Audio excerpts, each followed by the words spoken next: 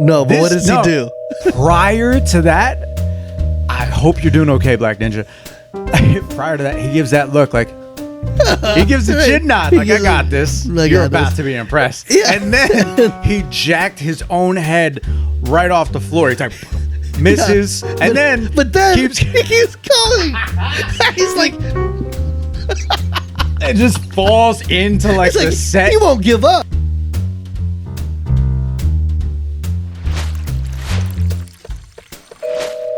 Welcome to another episode of Don Draper's Den. In this podcast, we discuss branding and marketing and how it touches so many different parts of our lives, from music to technology, business, and so much more. I'm Chris, and this is Ernie. We're insiders to this business, and we're going to give you our insights and opinions into this marketing world. In this podcast, we're going to talk about viral marketing and all the different ways we've seen it, whether we knew it or not. From TV and movies to some of those great videos from E-Bombs, we get into it pretty deep, so we hope you enjoy it. In this episode, be sure to like and comment and share. We want to spread the word on this thing and make it as big as we can, so we appreciate your support. Without further ado, pour yourself a glass. Let's get into it. Cheers. Cheers. What was it again? Salute. And what was the other ones we said? Sláinte. I screwed up the Russian one. Cheers. What do they say in Russia again? You can't remember. I can never remember that. I should have looked it up. Mm-hmm. I think that was in a previous episode.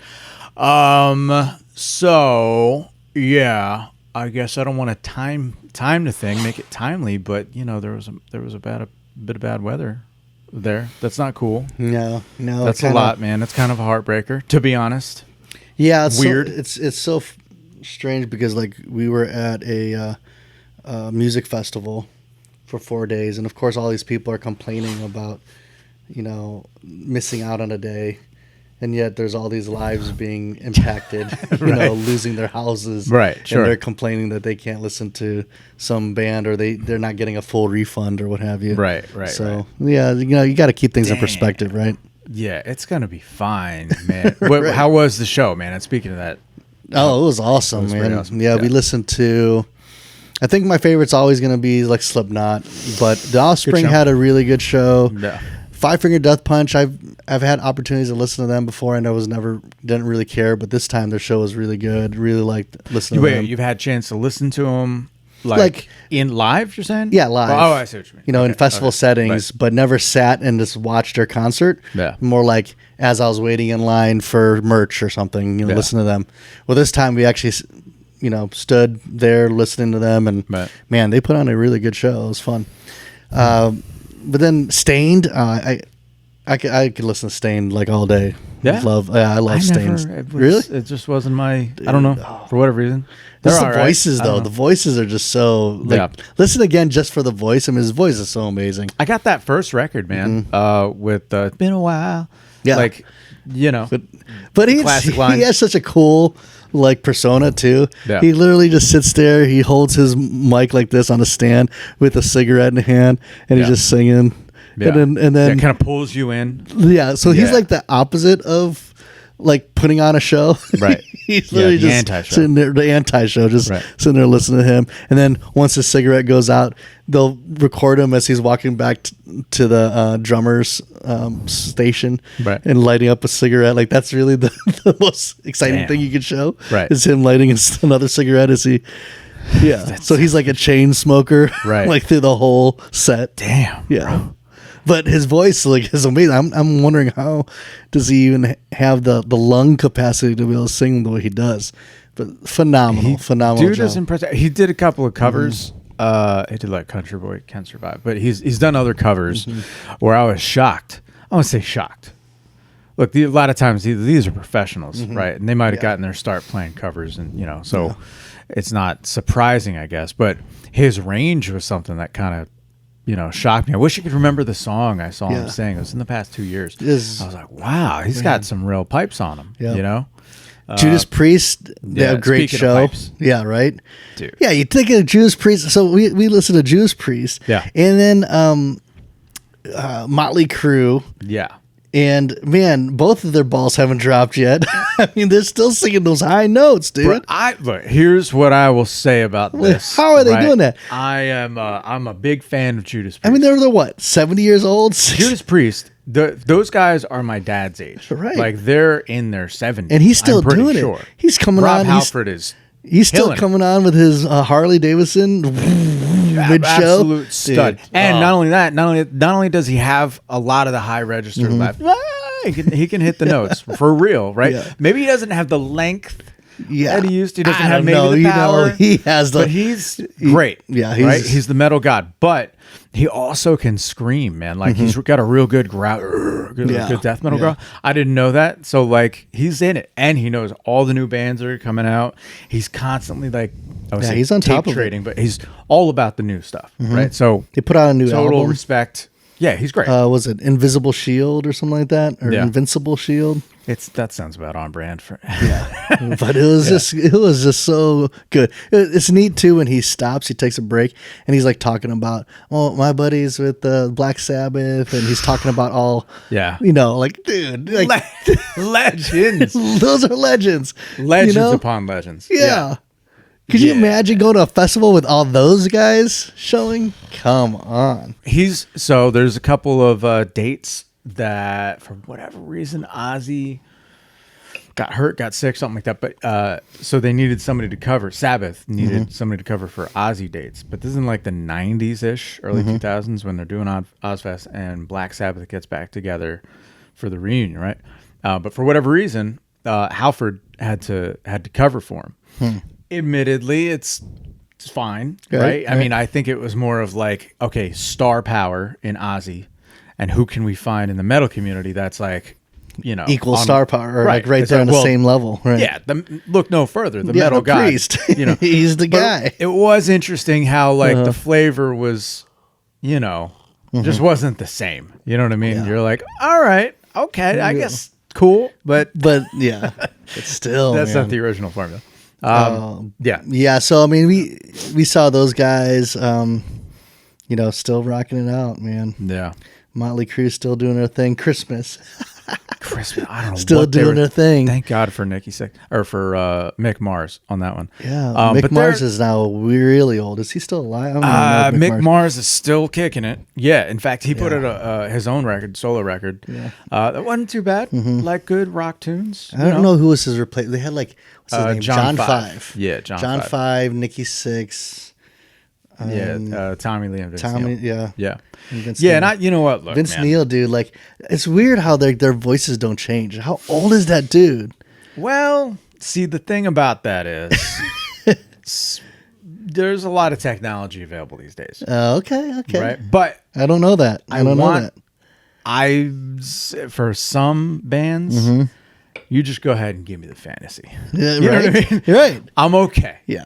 Lie to me. Yeah. I just want to be there. Yeah. Right. So no problem. Right. But yeah, John Five on guitar. On guitar. Yeah. Pro. Yeah. Marilyn Manson. Who else? Nine Inch Nails. Rob Zombie. I mean, he's the go-to guy. So Rob Zombie's and Metallica are going to be at what do you call that? Sonic Temple. Yeah. Yeah. The next year, next May. Still killing it. Metallica. Rob Zombie's going to be there. Still a great show. Even, I mean, I think actually now. Manson's going to be there too, which he's starting to pop up again.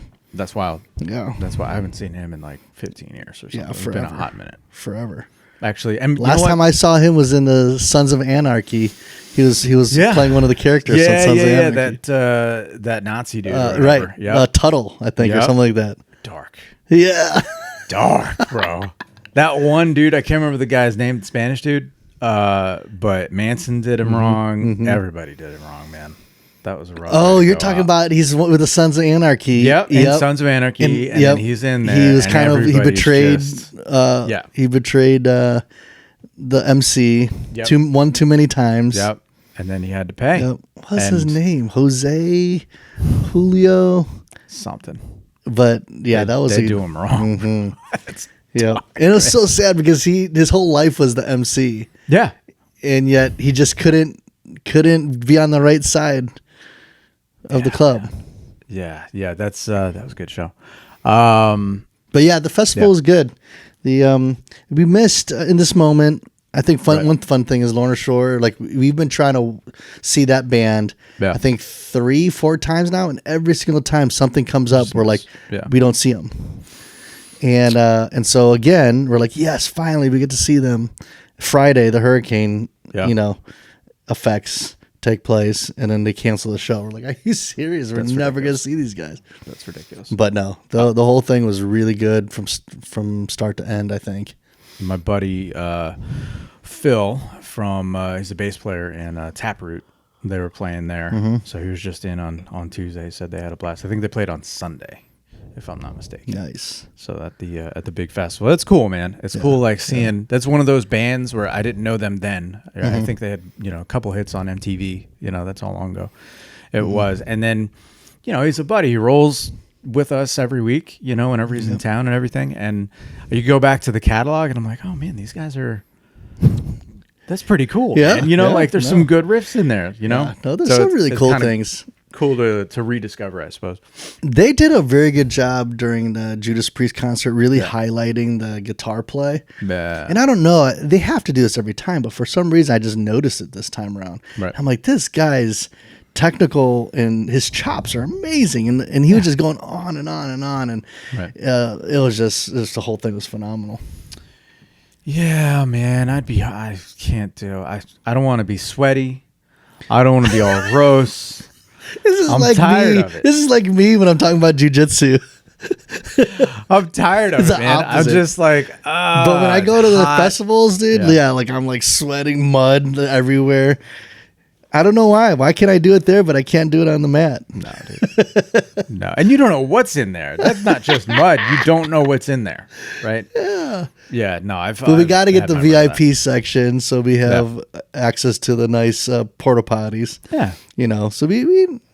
Yeah, there's like VIP. There's like an assorted like cheese dish or some shit, like real fancy. Well, it was a really good experience. Yeah. So. But yeah, that's what we recently came back from. Tonight we're gonna go see Wage War. So I'm looking forward to that. What the hell is that? Is that a band? Yeah, it's a band. It's a W band. That's gonna the band name game. The Wage War.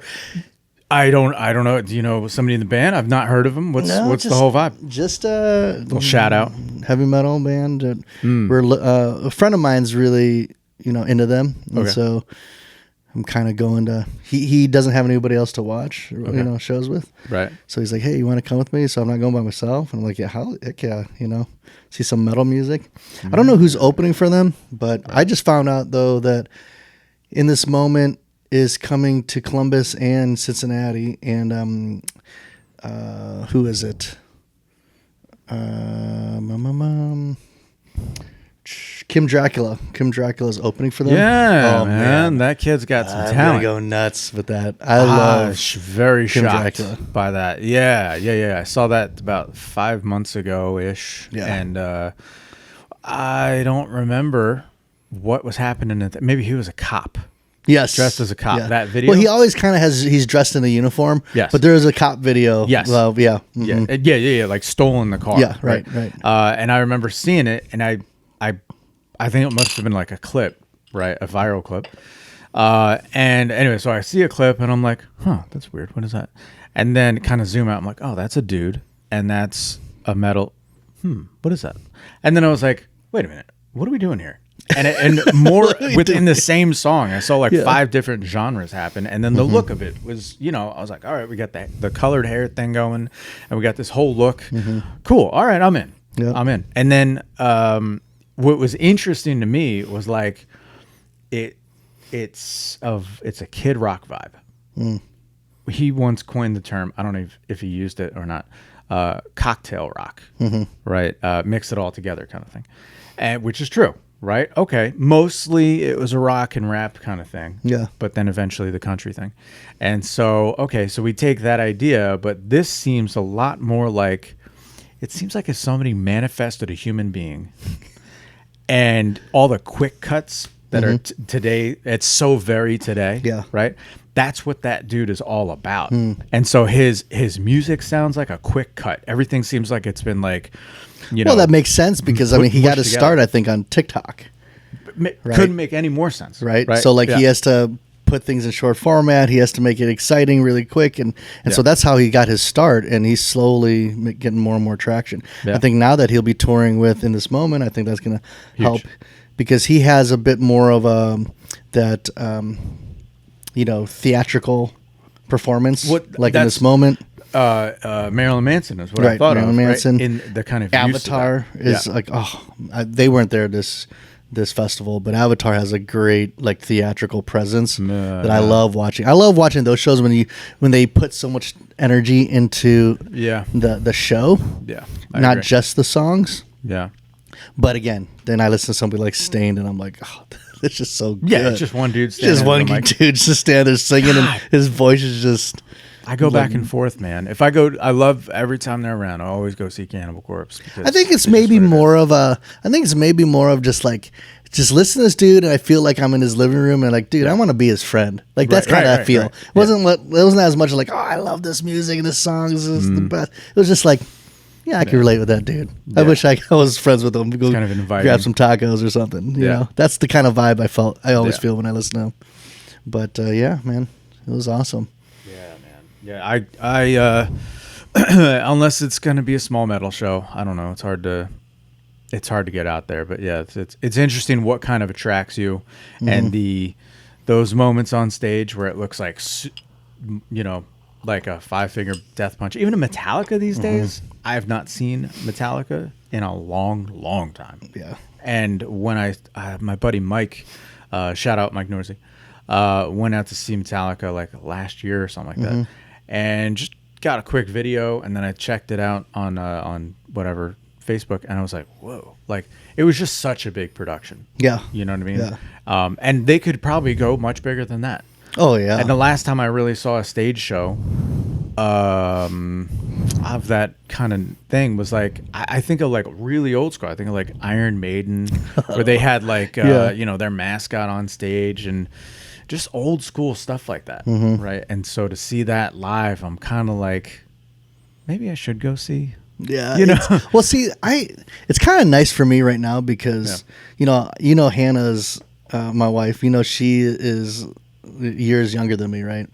So she's always wanted to go to these concerts. She's never been able to, and so now being able to go out with her and enjoy it like for the first time with her being the first time, and she's younger. It's kind of forcing me to just think and act and feel younger. And it's cool. Yeah. I don't want to be like I don't know. I want to stay in the air condition. I'm just gonna. I'll watch it on TV. Right. Let me get my my record player and play it. Like sure. I don't want to be that. Right. I'm like, no, I want to be fun. I want to do something that she enjoys and I enjoy too. But like, maybe I probably wouldn't want to go in a mud and listen to like that wouldn't be my first choice. But whenever you go with a group of people or some people who are like it's their first time or they're excited, you don't want to take away from that. Yeah. Like, hey, let's do it, right? Go. And so we jumped into this mud pit when 3-6 Mafia was performing. And not what I would associate with a mud pit, but all right. Right? Yeah. No. And not with a metal band. Right. Like, so there was a couple bands that were like, they always do that. Right. Different genres. I think 3 years ago when we went to Louder in Life, Snoop Dogg was supposed to be there. He ended up not showing. He's everywhere. Yeah. But it was awesome. And man, people were just going nuts, just singing, seeing her, she's like singing all the songs she remembered from her younger days. And it just brings so much joy. That's cool, man. That's cool. But otherwise, I think it was like you and I hanging out, like, hey, you want to go to this like, no, like, maybe, but like we'll watch it from the parking lot. no. You know what does it? Tailgate. It would be a fight, right? It would be fights. It would be a fight. Yeah, it would be like Muay Thai fights they have down in Kentucky, mixed martial arts they have down in Kentucky. So like going to a small I see what you're saying. That. Yeah. I thought you were saying it'll become a fight going to those festivals. Let's go to Walmart, bro. How do you listen to music? You're just going to fight? No, you're saying going to fights. Yeah. Going to a fight. That would like be cool. I would do that. Yeah. If you ever found something, I would do that. Yeah, that's fun, man. That's fun. It's a different, but it's one of those things like I always wanted to go in an underground, like Bloodsport. Remember that It kind of movie, feels like Jean-Claude Van Damme? Oh my I would love to go where like they're playing like in a racquetball court or something. They're fighting or they're fighting or they're yeah.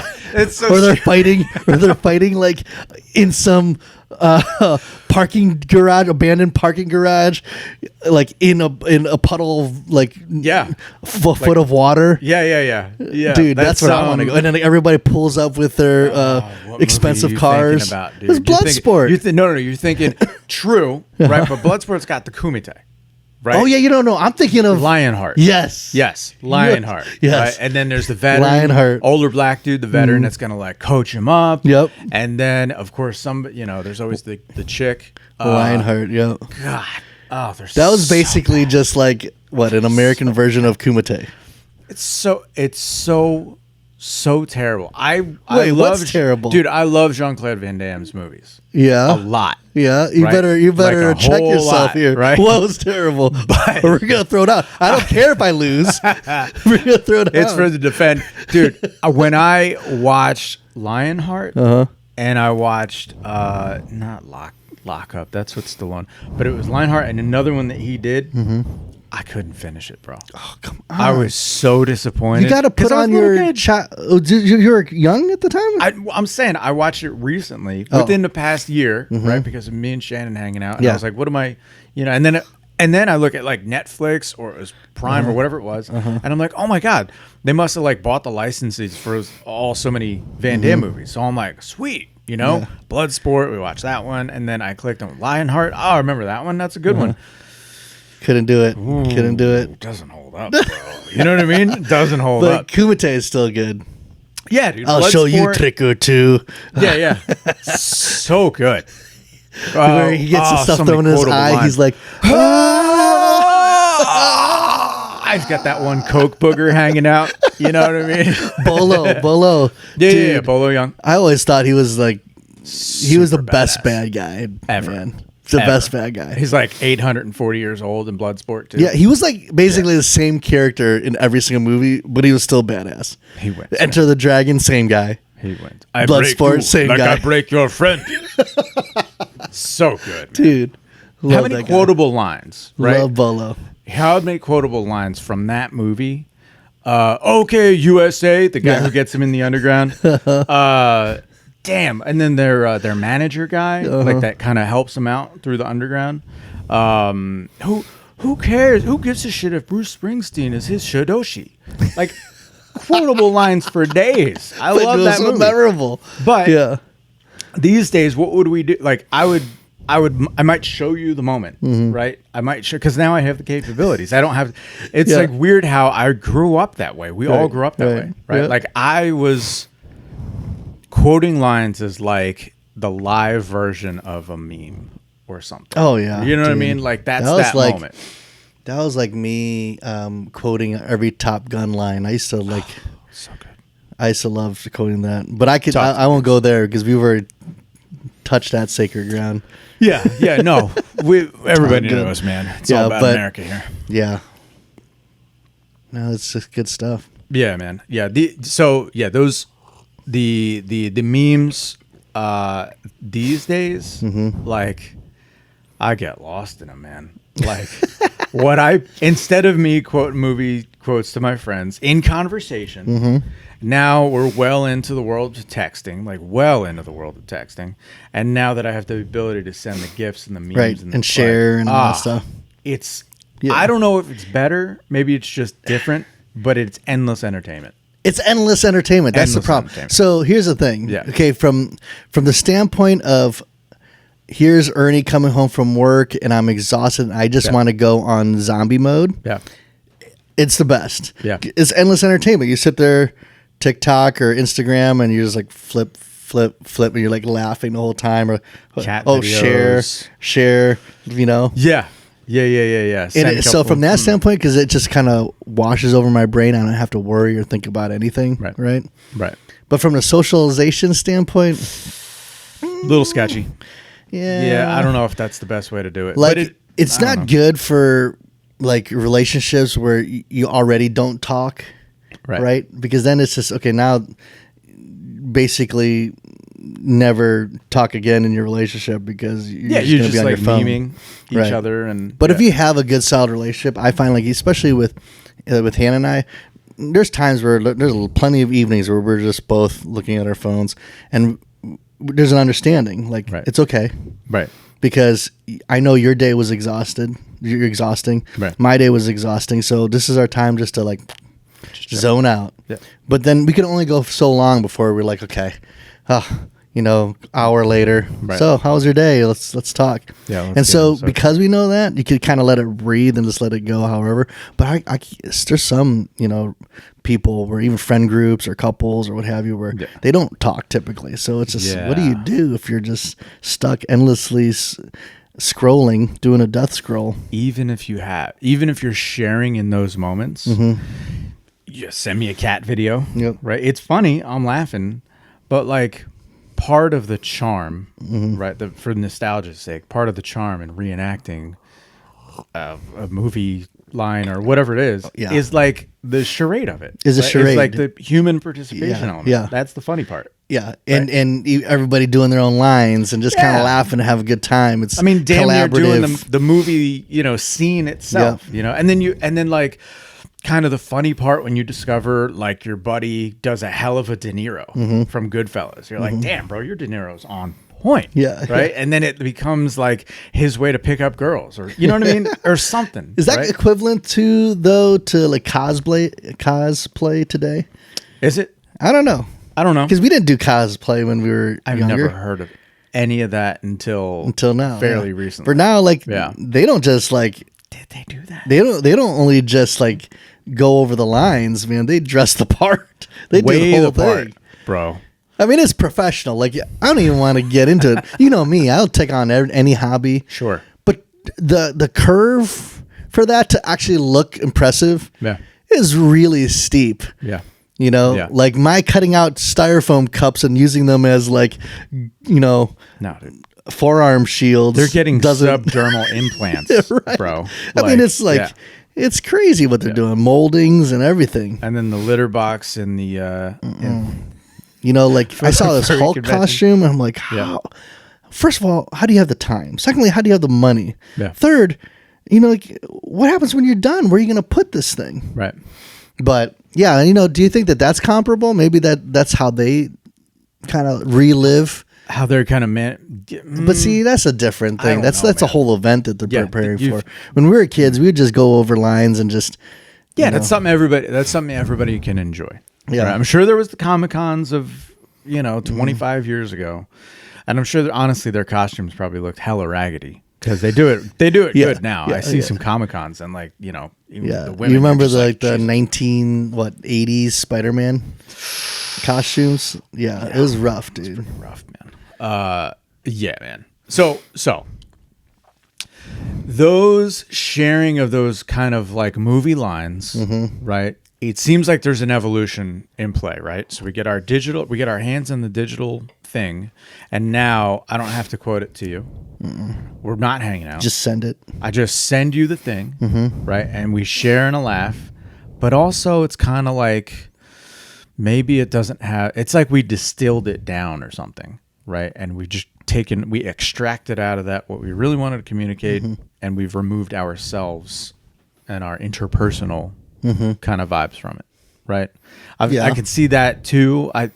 We've talked about it sort of in the past with like commercials have that same sort of effect where you kind of start. I guess we didn't realize it at the time, but that was it was viral marketing is what it really is, right? Because you're just spreading it to one another. Yeah. But there's like, I struggle to think of a couple old like, what's the old people thing where I've fallen and I can't get up. Yeah, I've fallen and I can't get up. My dad used to crack up at that. Yep. It's an old woman falling down. This isn't funny about it, and it's like one of the leading causes of death for the elderly. Yeah, still today, and yet hilarious. How many people have like said that or remember that or SNL doing skits on that? Yeah, that's like it's a meme unto itself. It's viral in and of itself. My dad is now, he just turned 77 years old, and like he would even laugh at it now, even though he himself happens to be an old man now. Yeah. Like, I think he's got one of those things. Yeah. Right? Like, that's so weird, man. Yeah. It's so weird. So I think when I get elderly, I'm going to try to figure out a different line. Because that would be the saddest, rebrand that saddest moment in life if I actually did fall flat on my face, back up. And that's the word that came out. I'll be like, oh hell no, I'm not saying that. I'm like, dude, no, I'm not going to be that pick guy, me up. Man. No. I don't think I'd be able to say that. I don't know. I just want to just lay on my back and say I give up on life. I'm not saying that line. That's a good thing, Hannah's that young, dude, because at least she'll be in good shape still. Pick me up, carry drag me. your old ass out of there, dude. That's the way to go. So, yeah. I'm thinking of viral stuff. What other viral commercials back then do you remember? So, all right. So viral, like for reference, talking like mid to late 80s, right? Just from my own personal experience. And then into the 90s, right? I think of like Budweiser was real good at things like that I remember there's a commercial. Yep. And subsequently it's around the water cooler. Yep. Or in What's my case, up? What's up? That was so pervasive. It made it into the Scream parody movie, right? In fact, not only that was 1999 when that ad runs. I'm in high school, and then just short of 10 years later, they brought it back. Oh yeah, they brought that same thing back because it was that popular. Yeah, weird. Right. It's weird.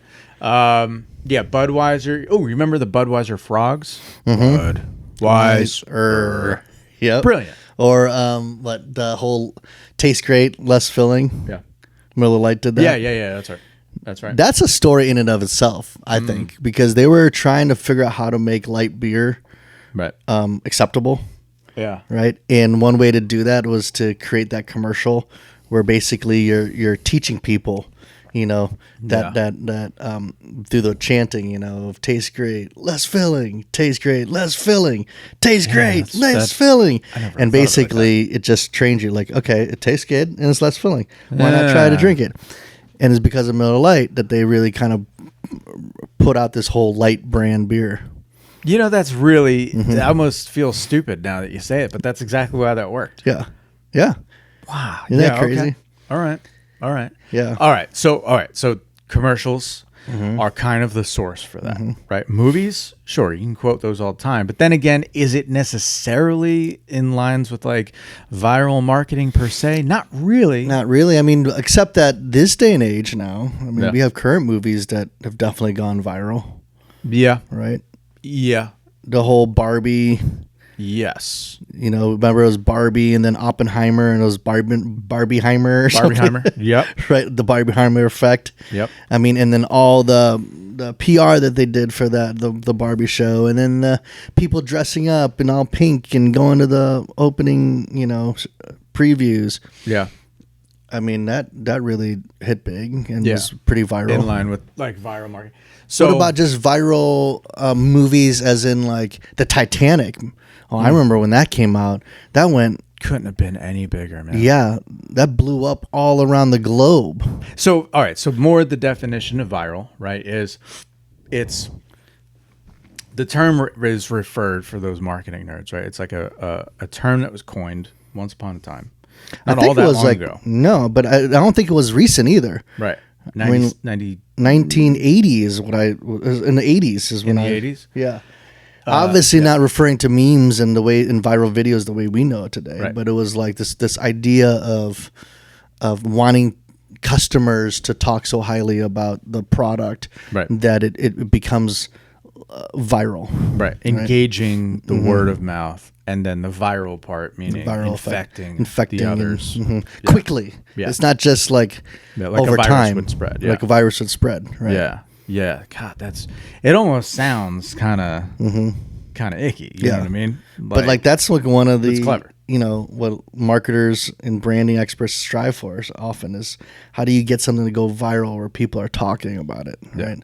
Like the Titanic movie. I mean, I remember I was in China when that was like really hitting big. Right. And in China, they were playing the subways. They had the music. They had everything. I couldn't read anything, but you could see Leonardo DiCaprio and Kate Winslet. But then you'd see all the Chinese characters, and I'm like, dang man, this Titanic is huge. It's huge. No pun intended. right.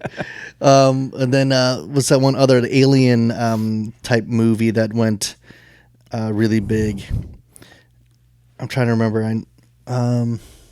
Like aliens, like Sigourney Weaver? No, not Sigourney Weaver aliens, but they like were top of the. They sold the most ticket sales. Yeah. Before Avengers Endgame and Infinity Wars came out. I forget what they're called.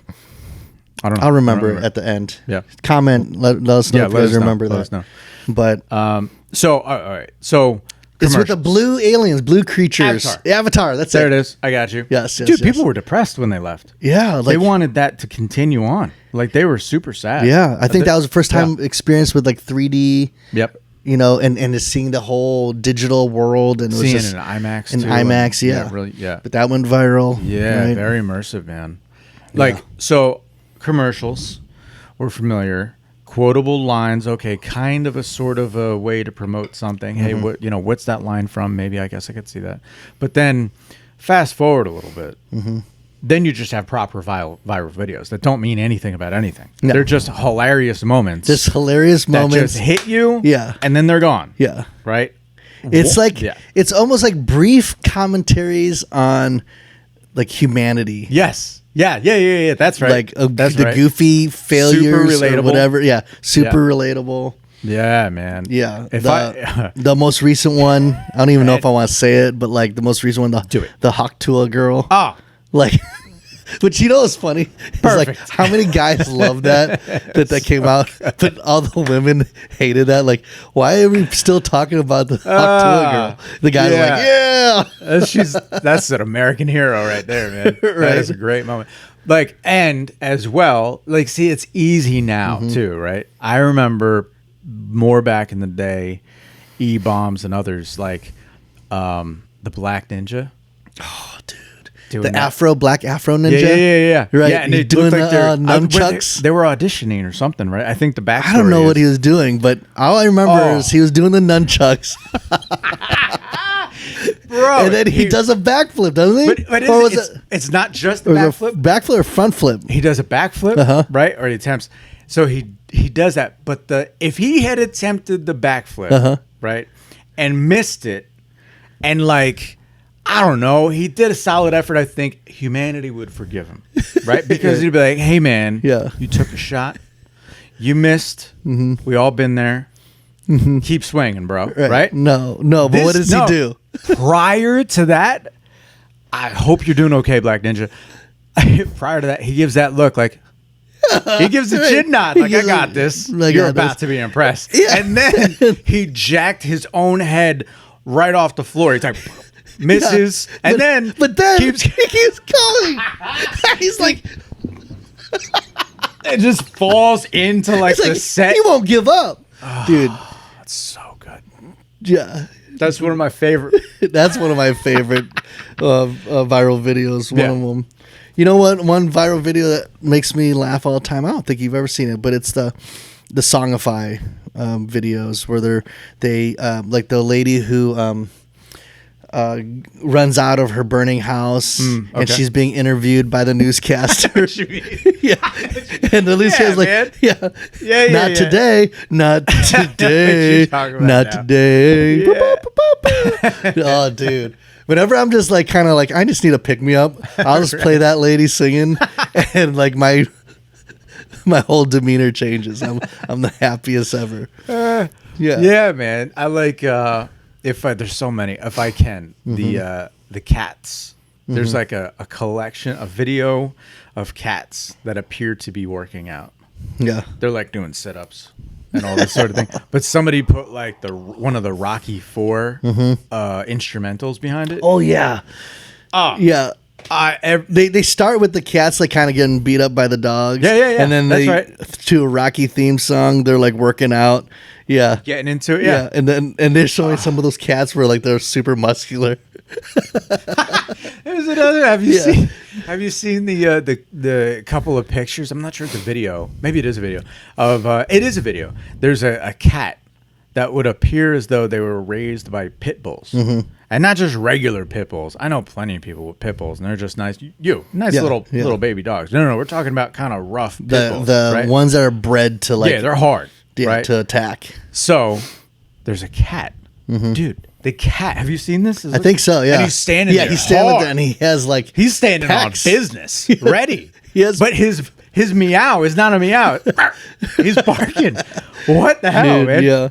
On steroids. That's good. I like that. So how does that have anything to do? I love talking about memes, but the viral part, right? The viral part of the marketing, sure, that seems like a great goal because then it's on fire. Yeah. Right. We started it. We set the stage. Well, the thing is, it's hard to achieve. Right. It's very hard to achieve. Yeah.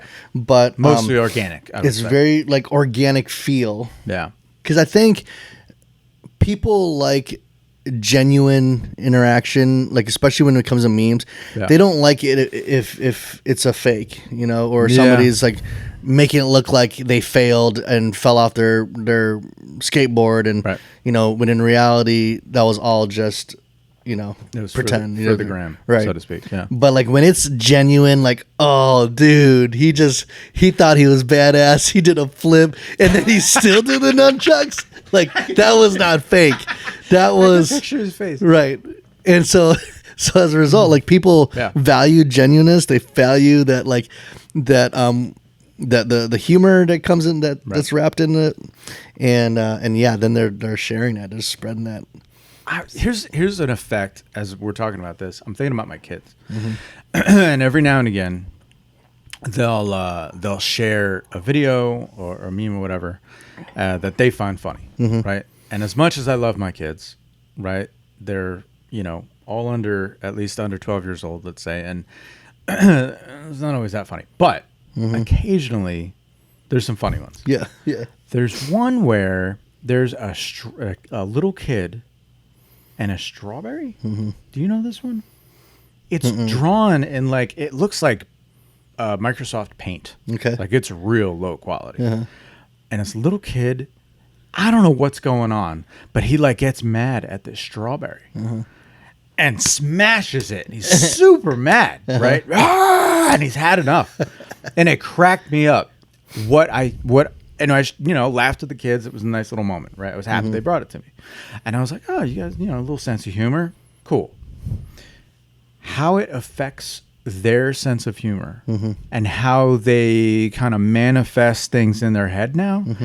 That's one thing I don't know if I thought quite that way. But when my own daughter, who's the older of my three, when she kind of, recounts funny things to me, she does so as if she's making a video, if that makes sense. Oh, interesting. Right? Yeah. And she kind of helps to set the stage, to build the story. Right. It's interesting to see how it's obviously had an impact on her, her sense of humor. Interesting. Very weird, man. Yeah. It's not something, I don't know if anybody out there intended it to be that way. Yeah. You know what I mean? But it kind of makes me think I wonder the sense of humor, what we find funny, our tolerance. Oh, I believe it. How is that affected? I believe it. I think that however social media plays in terms of the humor, in terms of comedy, I think is going to shape the way that people perceive funny things, 100%. Especially the younger folks. Yeah. Even down to the attention span, how long does it take to get to the point of the joke, right? Yeah. They're used to things being said in just a few seconds. You get it right away. Right. Can they sit through a Dave Chappelle type of humor where it's you kind of have to sit and listen to the whole story, or do you want bite-sized fun, things maybe more of a Kevin Hart where it's just funny little bits here and there, right? Is it going to shape people's sense of humor and how they like to receive humor? I don't know. That's interesting to me. But I you know what? It's going to do something because we've never grew up with these short 7-second videos or what have you. No. To shape the way we see humor or see anything for that matter. It has to be doing something to them. I don't think so. I've heard the argument that I don't know, the TikTok TikTokification, if that's a thing, the shortness of things we consume, right? Is that going to ruin what we have for our attention span? Like we can't watch a 3-hour long podcast and find funny things in it. No, I don't think so. I think it's an additive. Ultimately, it's like, what if we can have those long, things that we digest, right, intellectually, and then there's tiny little vignettes along the way. Yeah. Right. Only those vignettes are now crisp. Right. Right. They're bulletproof because we've been watching, funny cat memes. You know what I mean? We have that capability to distill to just what we really, really need. Yeah. Yeah. So no, I don't think so. Yeah, I think it's kind of making us a little bit more. It's challenging people, especially marketers, to be more exact or precise in communicating. Yeah. Because people don't want to do long form anymore, right? People don't want to, but yet you still need to be able to communicate the story effectively.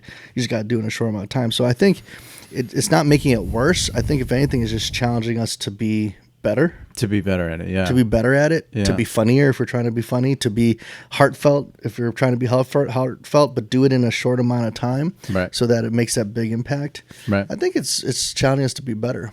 Yeah. And I don't. In reality, we're talking about viral stuff, but I'm thinking, how many marketing commercials, advertisement pieces go out, and a very small percentage actually become viral. Right? Yeah.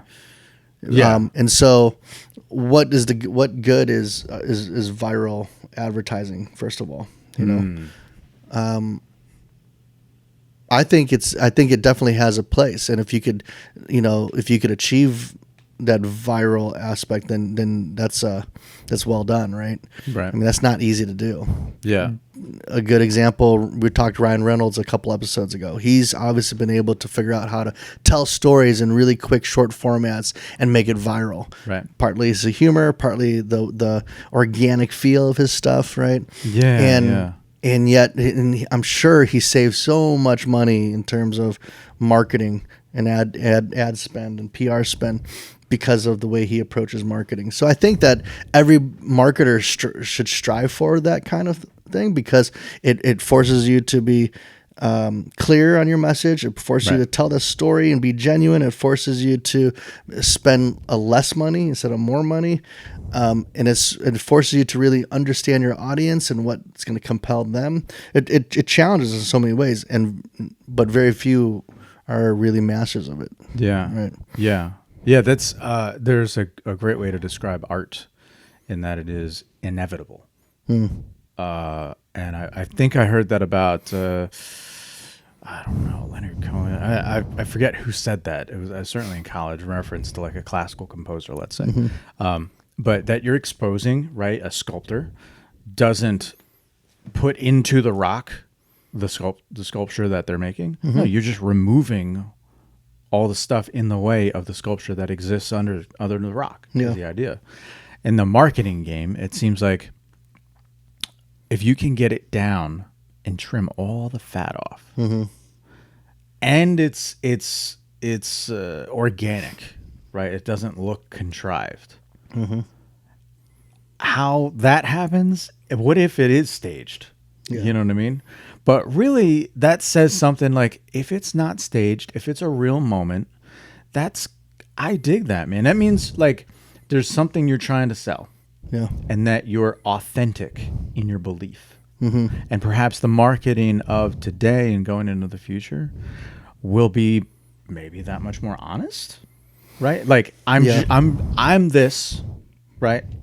And in the days when everybody's got a YouTube channel, everybody's got access, so on and so on, what other kind of currency are we trading in, other than to be, within reason? Like this is me, man. Yeah. The authenticity. The authenticity is about, one of the last kind of bastions of like humanity in terms of, I don't know, marketing, if you will. Like it seems like that's. Well, I think that's one of the things that the younger generation is helping us with. I mean, as much as I jokingly, pick on the younger generation, I think that there's a lot of good things that have come from their way of thinking. Like they understand how heavily produced shows are on TV, right? Like, or talk shows or what have you. So they tend to want to go to something a little bit more organic and going to YouTube or going on Instagram or TikTok and seeing those. Sure, they're produced as well, but it's people that they can relate to. It's not like big production companies, NBC, CBS, Fox, or what have you. And like they're as a result, like I can't imagine as they grow up and they get older and are mature adults, are they going to be all of a sudden deciding to turn on Fox News or CNBC? No, they're not even used to that. They're going to still look at their news probably through social media platforms or Reddit or what have you. Right. And so I think some of the benefits of them is it's challenging us to be genuine, right? To try to, even if things are produced, I mean, even for us, we got to have some production conversation even for these podcasts, you right? You can't be grainy. You can't, just jacked up looking all, you got to have some. Yeah. However, there's a limit, I think, that the younger generation would take before they say, okay, now this is disingenuous, right? And now I just feel like I don't even know if I could trust them, right? Yeah. And so I think there's some positive to that because it really challenges us, right? And it makes us accountable to say, okay, how real are we trying to be? And that's why I think the emphasis that you and I take in terms of marketing, that it's about people, we're right in that, right in that sweet spot, because if that rings true in the minds of people, it would, this day and age where, it is about people. It's about genuineness. It's about authenticity and trust, right? And so you follow influencers that you trust, you like, you feel like they're being genuine. They're not faking it, right? And so I think this, the Gen Zers and all, I think they've really helped to keep us accountable of the kind of output of our marketing. Yeah. Like, is this real? Yeah. Is this genuine, And I think that's some of the impact, to me, that impact that viral videos had, because as you strive for that and only few actually create viral content. 1% of the 1%. It's challenging you to think, okay, but what is it that they want? What is it going to make the end user want to even talk about us at all, or talk about our product or services?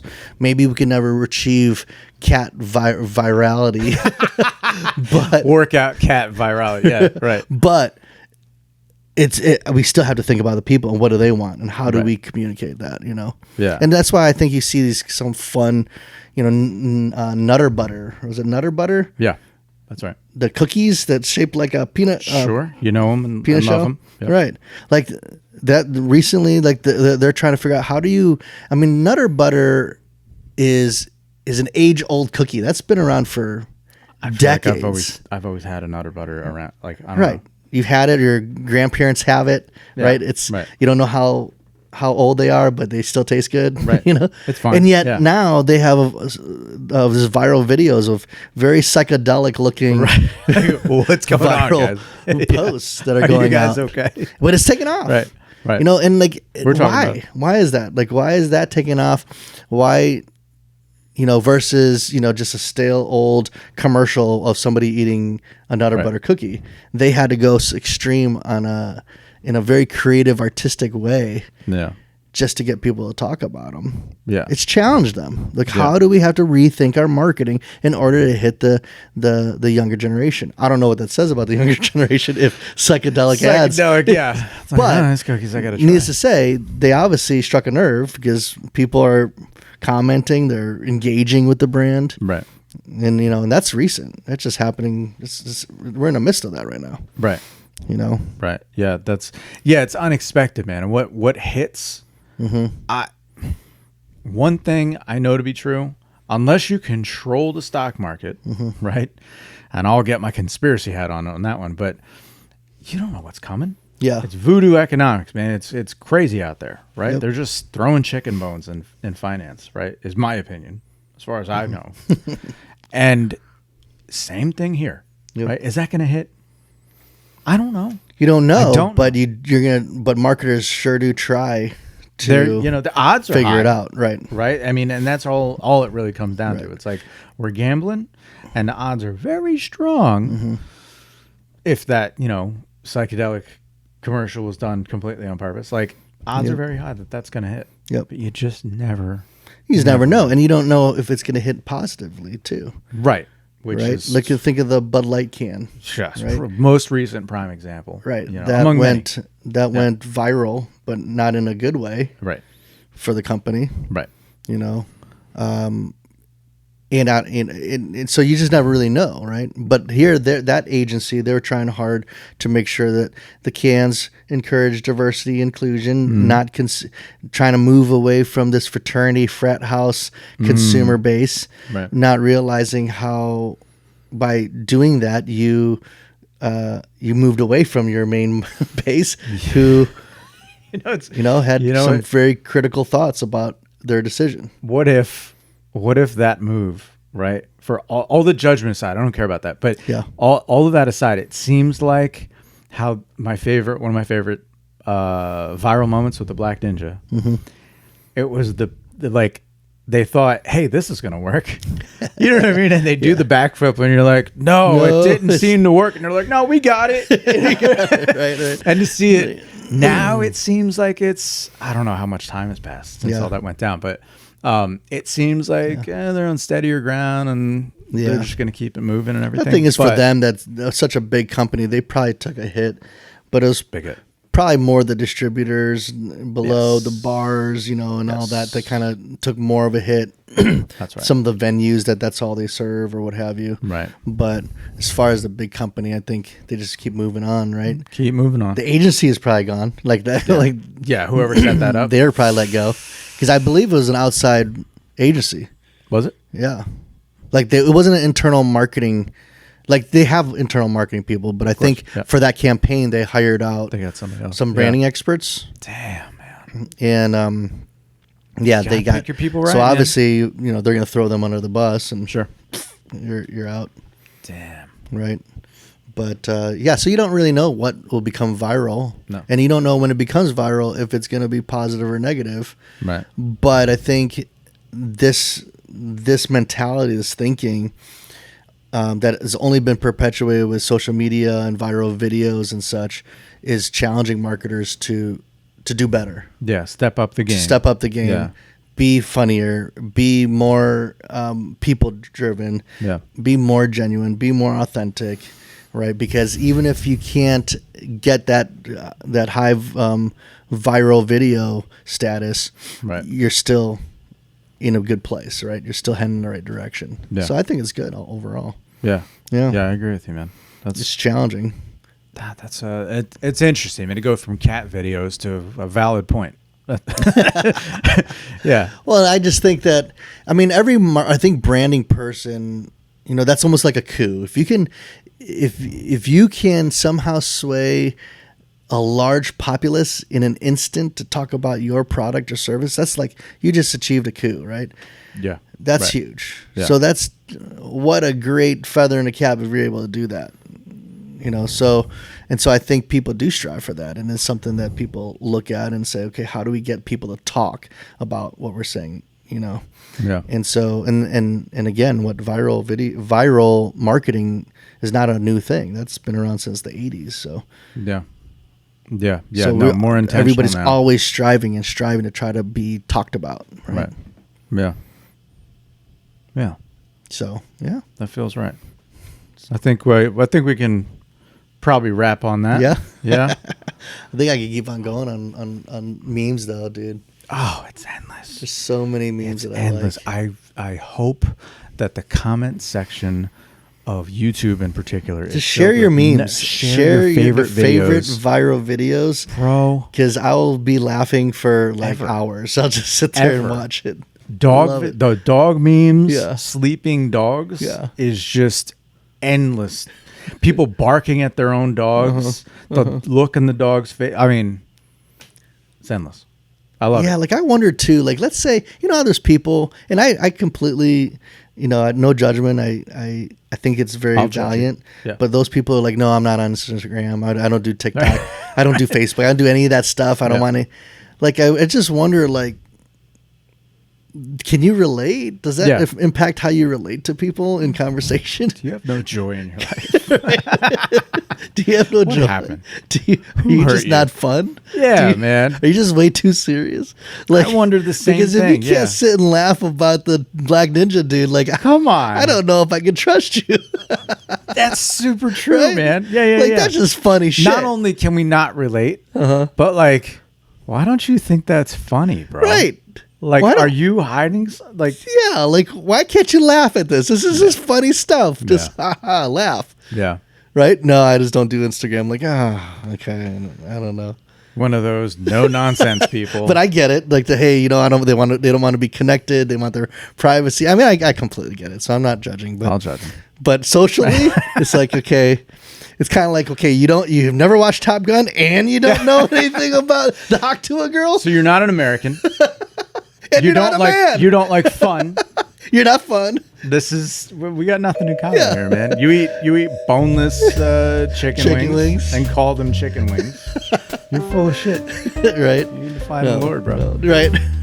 We don't want to be with you. Yeah. Good. That was a good one. Yep. All right. I guess we'll do our cold out as we get out of here for another completed episode from the iconic era of advertising to the digital age. I'm Chris. And I'm Ernie. Keep it legendary.